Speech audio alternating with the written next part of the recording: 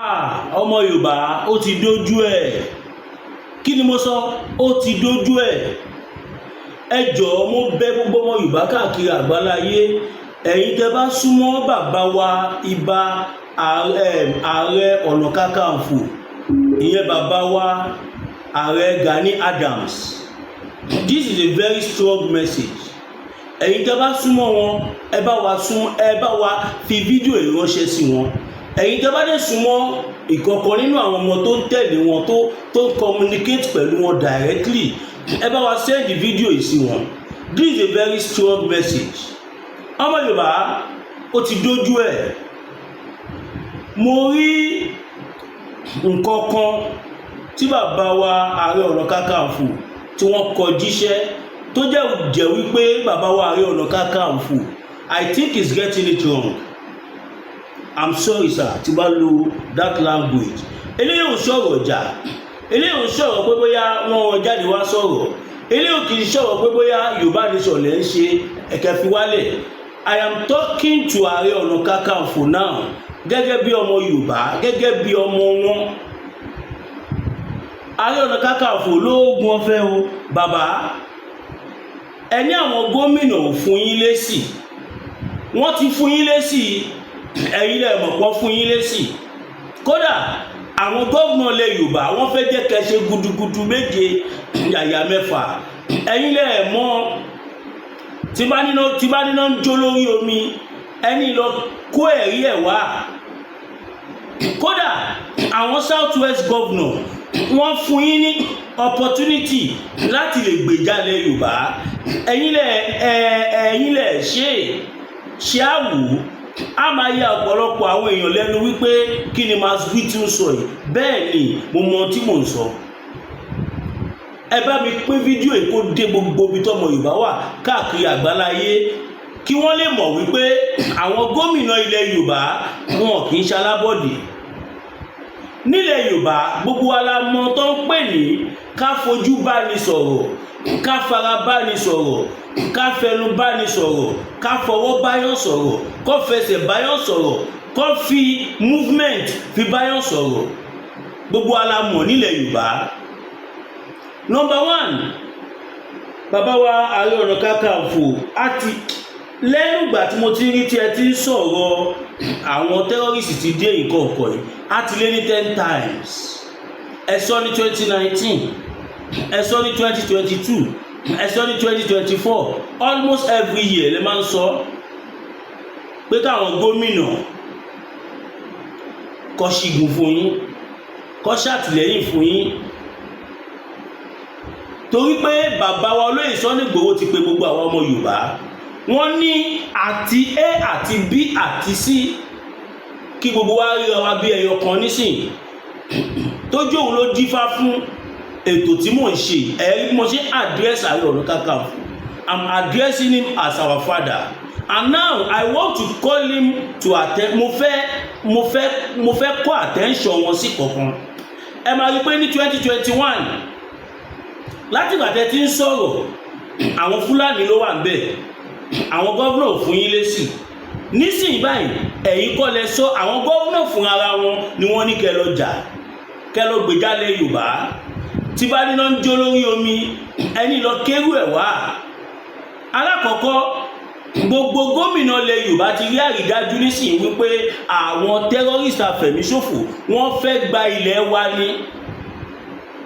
Gbogbo wa la gbọ́ nígbà tí gọ́vnà Ṣèyí Mákindé tí wọ́n pariwo síta pé lóòótọ́ o àwọn terrorist wà ní Ọ̀yọ́ state.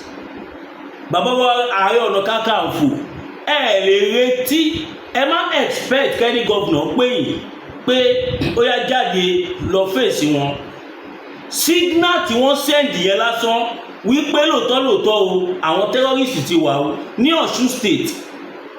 Ẹ̀yin fún ara yín ti sọ níbi àbí 2021 àbí 2022 tẹ ní àwọn terrorist wà lọ́ṣun state.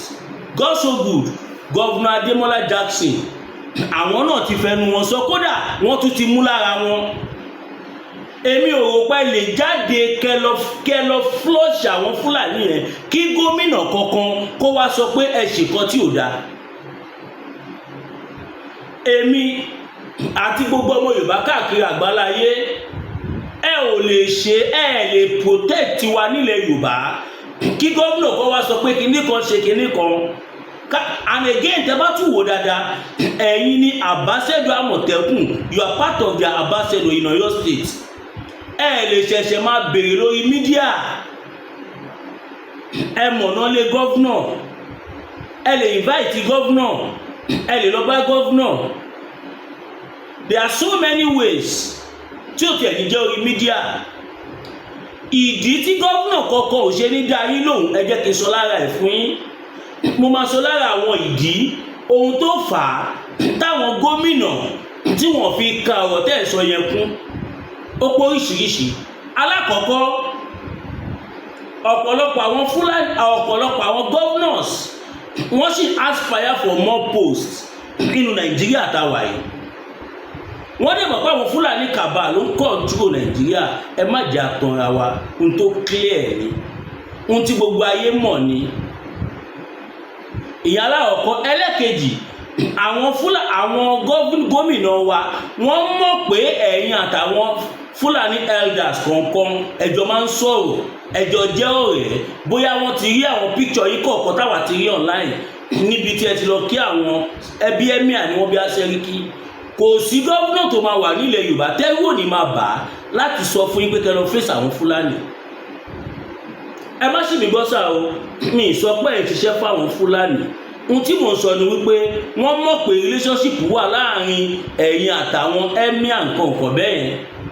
So àwọn gómìnà fún ara wọn ẹ̀rù ń bà wọ́n torí pé tó bá ní kẹ́ go ahead wọn ò mọ̀ bóyá ọmọ tó lè padà ṣẹlẹ̀.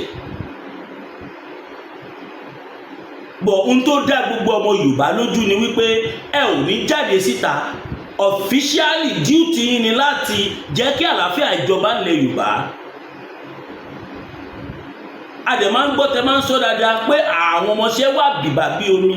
Mo fọlọ́ gbóra fún yín, ẹ lè kó ọmọọṣẹ́ kọ̀ọ̀kan síta, ẹ lè lọ lé àwọn Fúlàní nínú igbó kí gómìnà kan kó wá sọ pé ẹ ṣe bẹ́ẹ̀. Mi ò rò pé possible, mi ò rò pé lè ṣẹlẹ̀. Olóyè Sunday Igboho tí wọ́n tiẹ̀ kì í ṣàárẹ̀ ọ̀nà kakanfò tí wọ́n kọ́ jẹ́ ọmọ Yorùbá gẹ́gẹ́ bí gbogbo àwa tí a kì í ṣe olóyè ìṣèjọba Yorùbá. Wọ́n wò pé ìyà ò gbọ́dọ̀ jẹ ìwọ̀n àwọn. Kí ni wọ́n ṣe? Ìstúdọ̀. Nígbà yẹn Fúlàní ló tún jẹ́ president tó jẹ́ wípé àṣẹ wá látòkè lẹ́sẹ̀kẹsẹ̀. But nígbà tí Buhari fún ara ẹ̀ tó rí pé kò kì í ṣe ṣeré tó lóye Sunday Igboho ti sọ pé àwọn ń bọ̀ níjọba yìí, ẹ wo báwọn ọmọ Yorùbá ṣe rọ̀gbà yí wọn ká.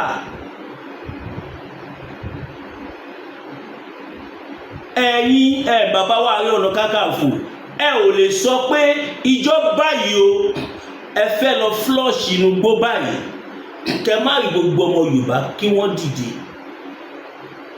Ta ni wọ́n ti pa èèyàn ẹ̀ ní Nàìjíríà lè níyì? Wọ́n ti pa ẹni tó súnmọ́ gọ́vnà, wọ́n ti pa ọba, wọ́n ti jí ẹni tó súnmọ́ gọ́vnà gbé. Ọlọ́run ló yọ gọ́vnà gẹ́gẹ́ bá yín gbọ́dọ̀ àwọn tàbí kòkó táwọn èèyàn wọn kọ́ sọ tọ́ ni wọ́n ambush wọn several times. Ọlọ́run ló yọ gọ́vnà, Ọlọ́run ló yọ àwọn ọba. Ṣàlèkà iye ọba tí Fúlàní ti pa nílẹ̀ Yorùbá ni. You have a lot of evidence why you can fall into action. Àyàfi tó bá jẹ́ wípé bóyá ẹ̀kọ́ wò pé kí ẹ̀kọ́ sọ sí pépà ni. Ẹ wo bí gbogbo àwa ọmọ Yorùbá ṣe rọ̀gbà yìí olóyè Sunday Igboho ká. A sọ pé kẹjà fún Yorùbá nation this time around, ẹjà fúnlẹ̀ Yorùbá kógun má kó wá lẹ̀ Yorùbá.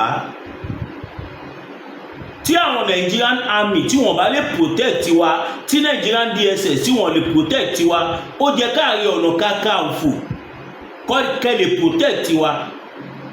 Tó bá jẹ́ pé olóyè Sunday Igboho wà nílé ni àbá gbogbo ayé ló mọ̀ pé ohun tó ń ṣẹlẹ̀ yẹn ò ní á ti dohun àfisẹ́yìn tégún fi ṣọ. Bàbá wa Ààrẹ Ọ̀nà Kakanfò ohun tó ṣẹlẹ̀ ní Ọ̀wọ̀ ẹ má jẹ́ ká jẹ́ kí irú ẹ̀ ṣẹlẹ̀ mọ́. Ohun tó ṣẹlẹ̀ ní Ìbàràpá ẹ má jẹ́ ká jẹ́ kí irú ẹ̀ ṣẹlẹ̀ mọ́. Ẹ wo iye ọmọ Yorùbá tí wọ́n ti pa tí ò ló ń kà. Ẹ mọ èèyàn tí wọ́n pa lọ́wọ́ lánàá ìjẹta ìjẹrin táàrí àwọn fídíò níbi tí àwọn wèrè yìí tí wọ́n ti dúnbú àwọn ẹni ẹlẹ́ni tí wọ́n dú wọn bí ẹran tó pa wọ́n nífọ̀nà ìfọ̀ṣù. Ìgbàgbọ́ ọ̀pọ̀lọpọ̀ àwọn ọmọ Yorùbá tó pọ̀ ni wípé tí Yorùbá bá dórí àléfà then Ààrẹ Ọ̀nà Kakanfò wọ́n á ní àǹfààní láti fọ ilẹ̀ Yorùbá mọ́. Ọ̀pọ̀lọpọ̀ àwọn èèyàn ìgbàgbọ́ wọn ni wípé torí pé ó jẹ́ Fúlàní ló wà bẹ́ẹ̀ lẹ̀ ṣe jáde tán gbà yẹn. Àwa dẹ̀ mọ̀ pé kì í ṣọ̀lẹ, mo fi Ọlọ́run búra, mo mọ̀ pé kì í ṣọ̀lẹ. Ohun tó wá fà á tí ẹ ṣe fẹ́ gbèjà wa mọ́ nílẹ̀ Yorùbá òun ni ò tí ì yé mi. Ẹ̀rí mo ṣe àdírẹ́sì yín, I'm talking to you like a father. Ẹ sọ fáwọn ọmọ yín kó má jáde fún mi torí tó bá jáde tó bá wá àtáàkì mi wọn ní láìkí ẹ̀. Mo ń bá yín sọ̀rọ̀ gẹ́gẹ́ bí bàbá sí ọmọ.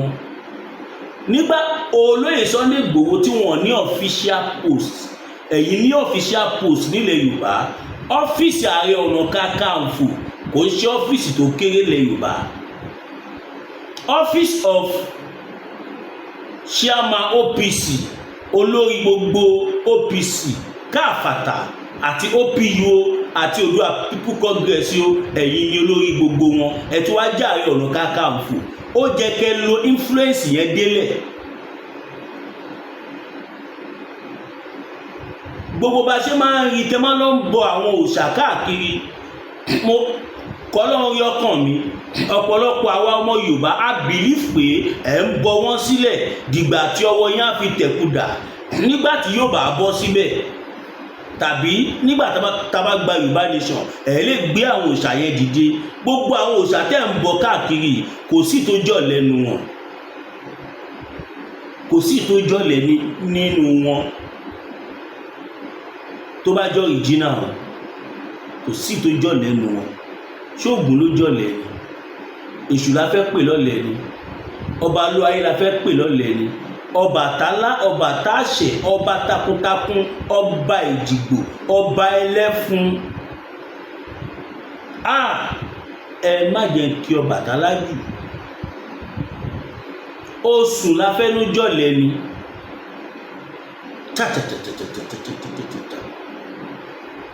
Ṣàngó la fẹ́ sọ pé ó jẹ́ ọ̀lẹ ni àbí Ọya. Ṣafẹ́ pé Fálékè ni. Kò sí òrìṣà tó wà nílẹ̀ Yorùbá tó jọ ìjìnà tẹ́ máa pè tí ò ní jẹ yín. Tí wọ́n bá jẹ yín torí pé ẹ jẹ́ kí ni wọ́n á jẹ yín nítorí ẹ jẹ́ Ààrẹ Ọ̀nà Kakanfò ní Yorùbá. Ẹ gbàgbé gọ́vnà ò ju gbogbo àwa aráàlú lọ, pàápàá jùlọ àwa ọ̀dọ́ ta sọ́gun. Gọ́vnà ò jù wá lọ, aráàlú ló fi gọ́vnà síbẹ̀, tó túmọ̀ sí pé gbogbo aráàlú lágbára ju gómìnà lọ. Ààrẹ Ọ̀nà Kakanfò ò lè jáde. Àwọn tó wá ń pa wá mọ́lé, tó wá ń jí wa gbé, àwọn tí wọ́n ń fi tipátipá bá àwọn ìyàwó wa sùn, tí wọ́n máa bá àwọn ìyàwó wa sùn báyìí tí wọ́n á ní ká máa fàtẹ́gùn, tó sọ ilẹ̀ Yorùbá di ahoro. Ta ló fẹ́ rí yín tí ẹ̀ ń lé irú àwọn èèyàn bẹ́ẹ̀, tẹ́ ẹ̀ ń lé wọn padà sílùú wọn, tó máa wá ní ẹ ṣe bẹ́ẹ̀? Àwa ọmọ Yorùbá wá káwọ́ gbéra, láyéláyé kò lè ṣẹlẹ̀. Ẹ má rí ní pé tí bá jáde tán nísìnyí wọ́n á padà lẹ́yìn mi, wọ́n ní sọ́pọ́ọ̀tì mi bọ́ ìsọ́pọ́ọ̀tì olóyè Sunday Igboho. Bàbá ńlá irọ́ ni. Ẹnikẹ́ni tó bá sọ bẹ́ẹ̀ ní ti yín ẹ mọ̀ pọ̀ táyìn ni. Àwa máa ń sọ fún yín, ẹni táwa bá rí pé ó ṣe dáadáa òun la máa ń gbéga, òun la máa ń promote, òun la máa ń sọ, la máa ń jẹ́ káwọn èèyàn mọ̀ wípé adìyẹ ńláàgùn ìyẹ́ ni ò já mọ̀. Mo fẹ́ lè sọ pé ẹ wà náà tó ń receive the most intelligent about security in Yorùbá land. ẹ ti sọ láti 2022 àbí 2021 tàbí 2019 wípé àwọn terrorists wọ́n wà ní Ọ̀ṣun state.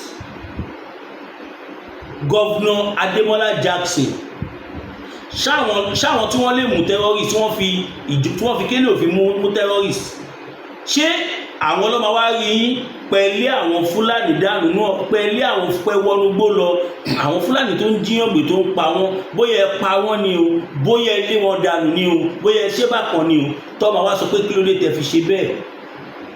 Gọ́vùnà Adémọ́lá gan fún yín go ahead, ẹ̀yin lẹ wò mọ́. Àwọn gọ́vùnà yìí, they want us to do something. That is why they are shout, that's why they are talking about it. Gọ́vùnà mélòó ló láyà tó lè sọ nǹkan tí gọ́vùnà Adémọ́lá sọ yẹn nílẹ̀ Yorùbá? Gómìnà tí ó bá jẹ lábẹ́ Fúlàní, tàbí gómìnà tí ó bá kí ń ṣe pé ó lọ́wọ́ Fúlàní nínú lọ́wọ́, ó lọ́wọ́ Fúlàní nínú tó fi dé gọ́vùnà nìkan ló lè sọ. Gómìnà tó bá dórí ipò ní ọ̀nà àìtọ́, òun lá máa bẹ̀rù pé àwọn tó ń pa àwọn èèyàn mi jẹ́ kí n yíjú sí wọn. Àwa dẹ̀ mọ̀ pé kì í ṣọ̀lẹ Ààrẹ Ọ̀nà Kakanfò, ẹ dìde, ẹ má jẹ́ kó pa wá tán lẹ̀ Yorùbá. Olóyè Sunday Igboho tí a fọkàn, tí a fi ara tì, òun ni wọ́n ti lé wọn sí òkè òkun yìí. Tá lè mọ̀ pé wọn ò ní wò wá àwọn láéláé, wọn ò ní wò wá ní ìran kíkọ́ tó ṣẹlẹ̀ máa ṣẹlẹ̀ sí wa. Ààrẹ Ọ̀nà Kakanfò, ẹ ṣe nǹkan kan. Kò ń ṣọ̀rọ̀ ààrẹ nìkan ló gbé mi wá o, nǹkan bí 2 sí 3 ló gbé mi wá lè ní, tí mo dẹ̀ bẹ̀ Ọlọ́run pé màá ní opportunity àti sọ gbogbo. Ara àwọn ìdí táwọn gómìnà yóò fi lè pè yín, ọ̀pọ̀lọpọ̀ wọn believe pé ń play politics ni. Ọ̀pọ̀lọpọ̀ àwọn ọba yẹn kẹ̀dẹ̀rí àyà wọn ń já kó má lọ pè yín, kó má di pé àwọn Fúlàní wá padà yíjú sí wọn. Ẹ má bínú tí ọ̀rọ̀ mi bá rí bákan, I just have to be sincere with you, sir. Ọ̀pọ̀lọpọ̀ àwọn gómìnà yẹn àyà wọn ń já láti pè yín. Ṣafẹ́ sọ pé àwọn gómìnà olówó tí wọ́n lè fi fund OPC ní, they have times 1 billion. Irú iṣẹ́ wo lẹ fẹ́ ní tí state governor lè pèsè? Kò sí, nígbà tí ṣẹ̀ṣẹ̀ lọ rà ó wà lẹ́bìbà more than enough. Ẹ mọ̀ pé ó dìgbà tí ẹ bá bẹ̀rẹ̀ kínní kí ọ̀pọ̀lọpọ̀ àwọn gómìnà tó wà convince pé lóòótọ́ o, ẹ rẹ́dì láti ṣe kíni, láti jà fúnlẹ̀ Yorùbá. Ọ̀pọ̀lọpọ̀ wọn sì kò ṣe gómìnà nìkan o, kódà ọ̀pọ̀lọpọ̀ àwọn aráàlú wọ́n nígbàgbọ́ pé ẹ̀ ń play joker ni, pé kò ń ṣe the first time. Kódà àwọn ìyá wa kan tún sọ pé bóyá ẹ ti gba Minister of Information, ẹni ṣùgbọ́n tèmi ò gbà, ẹ má bínú sà. Èmi sọ fún yín wípé ẹ jáde, do something. Nǹkan tẹ́ bá ṣe òun ló máa move àwọn gọ́vnọ̀ tó fi máa pé yes, Ààrẹ Ọ̀nà Kakanfò is back on his feet. I'm sorry to say all this, but I just have to be sincere with myself. Àwọn gómìnà yẹn wọ́n ti rí ní pé ẹ̀ ń play òṣèlú ni. Ọ̀pọ̀lọpọ̀ wọn náà ló ti máa gbọ́ nǹkan tá a gbọ́ pé wọ́n ní bí later wọ́n fẹ́ sọ OPC di political party or something like that. Èmi ò mọ̀, mi ò lè sọ pé ó rí bẹ́ẹ̀. Ààrẹ Gani Adams, ẹ ṣe nǹkan, do something. Ọmọ tó bá ṣípá ni àwọn èèyàn máa ń gbé, ẹ̀yin ò dẹ̀ ń ṣọmọ. Ká sọ pé bàbá tó bá ṣípá lọmọ máa pọ̀n sẹ́yìn ẹ̀ tàbí lọmọ máa gbé. Ẹ lè máa lé àwọn Fúlàní dànù, ẹ lè máa fún alálàáfíà nílẹ̀ Yorùbá kí gómìnà kan wá sọ wípé ẹ ṣe bẹ́ẹ̀. Gómìnà tó bá dánwó ẹ̀wò a máa jáde síta, a máa pariwo sí gbogbo àgbáyé. Ẹ wo bí ọ̀rọ̀ ṣe Sunday Igboho ṣe le tó nígbà tó mú wọn ní Kòtónú. Àwa ọmọ Yorùbá a ò sùn, a wò, wọn tún kí ń ṣe Ààrẹ Ọ̀nà Kakanfò. Gbogbo ọmọ Yorùbá jáde tán pé láyé kò gbọdọ̀ ṣẹlẹ̀, a ò rẹ́nì kankan jà fún wa, ẹnìkan ṣe tó tún wá dìde tó tún jà fún wa, ẹ̀kẹ́ wá ní fẹ́ fi kélé òfin gbé kíníkan kò ní ṣẹlẹ̀, àyà dogun àdọ̀tẹ̀ àdìntẹ́nì kankan ò lérò ní. Torí pé nígbà òjò, nígbà ẹ̀rùn, nígbà tọ́jọ́ kú gbogbo ọmọ Yorùbá pé Olóyè Ìgbòho lọ́lọ́run lò láti sún síwájú àti bàbá wa Professor Bánjí Akíntóyè alongside Ọláyọmí Kóìkì. Èmi ọmọ Imasby TV ló gbẹ̀yìn. In case tẹ bá mẹ́sẹ̀jì mi tí ó bá lọ, mo fẹ́ sọ fún gbogbo èèyàn wa wípé WhatsApp number mi ti change o. Nigeria WhatsApp number ni mò ń lò padà nísìnyí tó jẹ́ +234 8176 03416 081 76 03416. Now kí má bàa ṣe mistake, ẹ jẹ́ kí sáré gbé nọ́mbà yẹn jáde kí má lọ fún yín ní wrong number, torí pé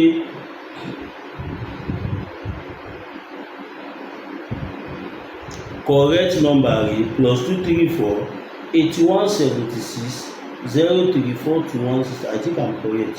Mo sọ fún yín pé tí bá ti settle down sílẹ̀ yìí bá padà nọ́mbà mi tí mo lò tẹ́lẹ̀tẹ́lẹ̀ ni màá bẹ̀rẹ̀ sí ní lò padà. Ìtí mo dẹ̀ lò nọ́mbà tí mo wà ní Kotonu +229 5770 5774 7970. Ìyẹn náà màá sì gbìyànjú àti jẹ́ kó wà existing, but báyìí lè ní ọ̀la ìtẹ́lẹ̀fẹ́ ríṣì mi +234 8176 03416. Tẹ́ bá kò ní direct ó máa lọ, tẹ́ bá lo WhatsApp ó máa lọ, direct yẹn sure 100. So now ẹ̀yin èèyàn wa, kí ó tó di pé mo bọ́ sí ìpele kejì, ẹ má gbàgbé o, Imasby TV fẹ́ set up studio ẹ̀, a dẹ̀ níbi support gbogbo ẹ̀yin ìyá àti bàbá wa káàkiri àgbáláyé. Gẹ́gẹ́ bí ẹ ṣe mọ̀, mo sọ fún yín pé ibi tí mo wà, inú ilé tí mo wà kò dè mọ́, inú bí i 1.5 mo ti rí okùn 1 million, nínú owó studio okùn 600, okùn bí i 6 million.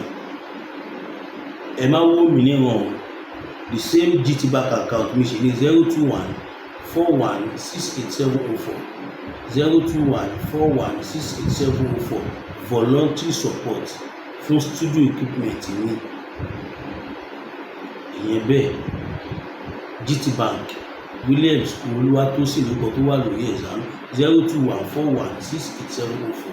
Now ẹja sáré dẹ̀ka ìpolówó ọjà. Vitatin ẹkùn tí ń wọ̀ láàjà pẹ̀lú àwọn kíndìnrín tó ní stone nínú ìyẹn kidney stone fún mẹ́tì ẹ̀ kẹ́sì ìjákàlù nínú àgọ́ ara yín. Òun kan náà ló ṣiṣẹ́ fún liver ìyẹn àìsàn jẹ̀dọ̀jẹ̀dọ̀, a sì tún máa ṣiṣẹ́ fún àti ìyẹn ìṣòro ilẹ̀ ní sókè sódò dáadáa. Láàlá Vitatin ló tún ṣiṣẹ́ fún ìfúnpá gíga ìyẹn high blood pressure. Bákan náà gbogbo ẹ̀yin tẹ́ ẹ bá ní ìṣòro ìṣètò tí a mọ̀ sí prostate cancer, gbogbo àwọn àìsàn kálàkálẹ̀ yìí pátápátá òun ni Láàlá Vitatin yóò bá ọ̀dà ẹ̀dà. Ìṣòro ara yóò ń kọ́ Láàlá Vitatin òun ni kẹ́ ẹ pínlura láti wá egbòogi Láàlá Vitatin rà. Àbí tẹ́ ẹ bá fẹ́ mọ ibi tí wọ́n tẹ̀dó sí ẹ méjèèjì wọn lórí àwọn WhatsApp numbers yìí +447 42 45 27137 tàbí àwọn Nigeria numbers yìí 080 33 19 1355 tàbí 080 26 26 5000. Kò bára lè rí inú ẹ̀jẹ̀ tí kànjẹ̀gbọ̀n lọ́wọ́ Láàlá Vitatin gbèrúra kò rí àtọ̀ ọbẹ̀. Ẹ káàbọ̀ padà ẹ̀yin ìyá àti bàbá wa nílé lóko lágbè lẹ́yìn odi ní ibikíbi tí a bá ti ń gbìmọ̀ ọmọ Williams Olúwatósìn. Mo kí yín káàbọ̀ padà. Now Láàlá Vitatin ó jẹ́ iléeṣẹ́ tó ń ṣe gbòógì. Bóyá ìwọ tí nǹkan ọmọkùnrin rẹ kéré tó fẹ́ jẹ́ kó tóbi ju bó ṣe wà ẹ lọ tí ó dẹ̀ ní any side effect tó máa wà 100% natural, ẹ pè Láàlá Vitatin. Ẹ fẹ́ àdùndùn ni, ẹ fẹ́ pẹ́ lórí ẹ̀ ni, low sperm count ni, arthritis, kidney, anything, ẹ pè Láàlá Vitatin. Èmi Imasby mo lè fọwọ́ wọn sọ̀yà. Now bàbá wa Ààrẹ Ọ̀nà Kakanfò ẹ tún sọ̀rọ̀ kan, ẹ ní àwọn miners abẹ́ wọn ni àwọn tẹ́rọ́rìsì yìí ni wọ́n ń sá sí. Kò lè ambassador Àmọ̀tẹ́kùn ní Ọ̀yọ́ state ibi tí wọ́n ti máìnì yẹn ẹ̀yẹ pàṣẹ pé ó yá o níjọba yìí o a fẹ́ lọ rédì bí báyìí a fẹ́ lọ lé gbogbo àwọn jàǹdùkú at least kí ẹ tó lè sọ bẹ́ẹ̀ a ti ní àwọn intelligence tẹ́yìn náà ti máa confam pé lóòótọ́ nǹkan yìí ṣẹlẹ̀ níbẹ̀ ẹ̀yẹ announce sí gbogbo àwọn ọmọ Yorùbá ò bá ní tẹ̀lé. Yes, gọ́vnà nílò ìrànlọ́wọ́ àwọn aráàlú àti ẹ̀yin tẹ́ Ààrẹ Ọ̀nà Kakanfò òun lẹ ṣe tí wọ́n fi pariwo síta tó bá jẹ́ ẹ̀kọ́ tágbára wọn ká ní executive order lásán ló máa give wọn ní raise alarm kàn ní ṣe kí ni wọn ní raise alarm but wọ́n raise alarm nítorí pé wọ́n fẹ́ jẹ́ káwa aráàlú káwa àtàlát ká rẹ́dí àti gbèjára wa. Ààrẹ Ìbà Gani Adams mo fẹ́ gbọ́rọ̀ tí mo sọ yìí mo fẹ́ kẹ́ gbé yẹ̀wò kó tó di pé màá bọ́ sí ìpele kejì ẹjẹ́ àjọ́dọ̀ bàbá Máyégún. Olùsẹ́dé ní pẹ̀lú àbáwò tọ̀lẹ̀tọ̀lẹ̀ lọ́jọ́ tí iná bá fojú komi ní dákẹ́ àníwò wà sẹ́sẹ́rẹ́ ògbọ́dọ̀ tẹ́lẹ̀ bí ògògò ó bá rí bí ògògò sí sẹ́lẹ̀sẹ́lẹ̀ ó sẹ́ ẹ̀yọ̀ ìkọlà lórí ẹ̀yọ̀ olóyè Máyégún Aníkúlápówọ̀ ló jìgàjìgà bí ẹ̀kọ́ akọ́nabata òkúta bàbá aláwọ̀ tó ń débà bí ẹni wẹ̀jú ogun ayé bá gbóná lálálá bí iná àjẹmí táwọn ìyàmí bá mi ayé ọmọ ènìyàn jìgìjìgì tètè máa bọ̀ wá sọ́dọ̀ ọmọ oníṣẹ́ olúfẹ́ olóyè Máyégún Aníkúlápó oṣù òórùn sùmọ̀lú lórí ọkiri ogún ogun àgbógbó rere ní tiẹ̀ ní ìdí àìrọ́mọ bí lọ́mọ aráyé fìdí ọ́ ogun gbèsè láyé fi ké ìwọ ní tàbí àmì ìkórìíra ní bẹ lára rẹ̀ àìsàn ọjọ́ pípẹ́ ogun ìdílé àti bẹ́ẹ̀ bẹ́ẹ̀ lọ tètè gbéra lẹ̀ kó dìde kò sí olóyè Máyégún Aníkúlápó gbogbo ara kìkì o abániyẹ̀ràwọ ẹni wò abólórí bẹ̀rí fún ẹ̀kúnrẹ́rẹ́ àlàyé tàbí àyẹ̀wò nípa ogun tó ń ja ayé rẹ̀ pè sórí nọ́mbà yìí 08023940939 ìjì kìí jà kó gbé odó lọ ìjì kìí jà kó gbé ọdọ lọ a kì í bórí olóńgbò ní ògún ìwọ náà rẹ̀ yóò tá rẹ̀ ló kọ́ lọ́lọ́.